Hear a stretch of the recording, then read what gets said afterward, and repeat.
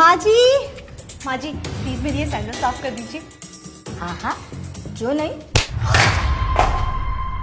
बदतमीज कहीं की, मैं तेरे सैंडल साफ करूंगी? सासू में तेरी नौकरानी नहीं जो तेरे सैंडल साफ करूंगी। माँ जी ये क्या तरीका हुआ, आपने तो मेरे मुंह पे सैंडल दे मारा, ऐसा कैसे कर सकती हैं आप? अभी बताती हूँ कैसे कर सकती हूँ।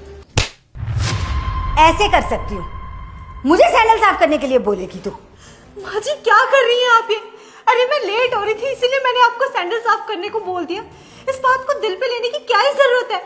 आप अच्छे से जानती है ना कि मैं प्रेग्नेंट हूँ और इस हालत में भी मैं रोज ऑफिस जा रही हूँ, काम कर रही हूँ ताकि घर का खर्चा अच्छे से निकल सके। और क्या आप मेरे लिए थोड़ा सा काम नहीं कर सकती? एक सैंडल साफ करने के लिए तो कहा था ना मैंने आपको। अगर मेरी जगह आपकी बेटी आपको ये काम करने को बोलती आप तब भी ना करती। ज्यादा जुबान चलाने की जरूरत नहीं है, वरना अपनी चप्पल निकाल के मारूंगी तेरे मुंह पे। ठीक है मारिए। नहीं नहीं आप मारिए ना मुझे, मेरे ही कर्म फूट के थे जो मैं इस घर में आ गई। ज्यादा ड्रामा करने की जरूरत नहीं है। अरे बहुएं काम करने के लिए होती है, सास से कौन कहते हैं काम करने के लिए। ये जो तूने सैंडल साफ करने के लिए आज मुझे बोला है ना, इससे मेरे तन मन में आग लग गई है। जा तू अब ऑफिस, वापिस आएगी ना पूरे घर के जूते चप्पल तुझी से साफ करवाऊंगी। जा दफा हो यहाँ से। माँ, ये आप क्या कर रही है कविता के साथ? अरे अरे तू अभी तो गया था, इतनी जल्दी वापस कैसे आ गया? हाँ माँ, जल्दी आ गया क्योंकि घर में मैं कुछ सामान भूल गया था, वही उठाने के लिए आया था। और मैंने ना सब कुछ अपनी आंखों से देख लिया और कानों से सुन भी लिया। क्या आप कविता के साथ क्या कुछ कर रही थी?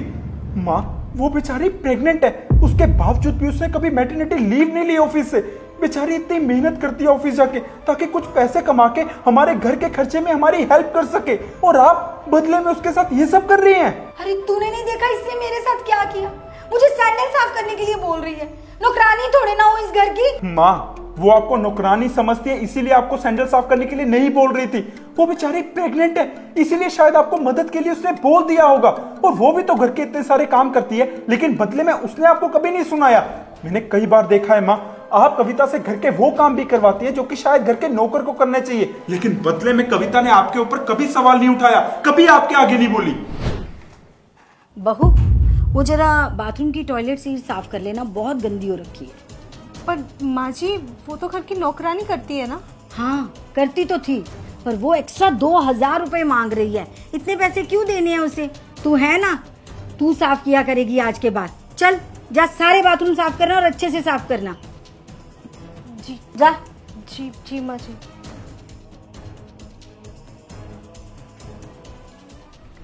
अब बोलिए माँ, अब क्यों आपने अपना सर नीचे झुका रखा है? बेटा वो मुझे